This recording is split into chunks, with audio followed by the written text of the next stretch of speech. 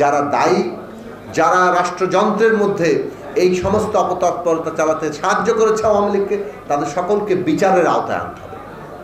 কেবল তাদেরকে নয়, দল হিসেবে আওয়ামী লীগ এই হত্যাকাণ্ডের দায় আওয়ামী লীগের কতটুকু সেটাও বিচারের আওতায় আনতে হবে। তার জন্য আইন প্রণয়ন করতে হবে, তারপরে আওয়ামী লীগের রাজনৈতিক ভবিষ্যৎ ঠিক হবে। এইভাবে নির্বিচার হত্যাকাণ্ড চালিয়ে গিয়ে কোনো বিচার ছাড়া তারা যেন কিছুই হয়নি এরকম একটি অবস্থা নিয়ে তারা রাজনৈতিক কর্মকাণ্ড চালিয়ে যাবে, সেটা তো জনগণ গ্রহণ করে না। কাজেই আমাদেরকে একটা গণতান্ত্রিক প্রক্রিয়া, ন্যায় বিচার হচ্ছে গণতান্ত্রিক প্রক্রিয়ার একেবারে প্রাথমিক ভিত্তি। যে সমাজে ন্যায় বিচার নেই সেখানে গণতন্ত্র হতে থাকতে পারে না।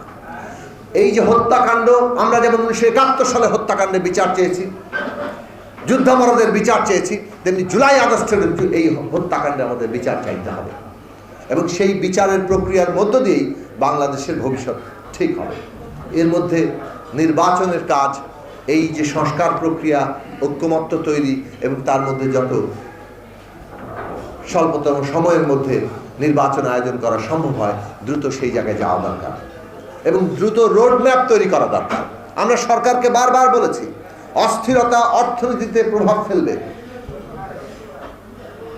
দেশে বিনিয়োগের সংকট আছে, আমরা দেখতে পাচ্ছি, যার ফলে কর্মসংস্থানের সংকট তৈরি হচ্ছে।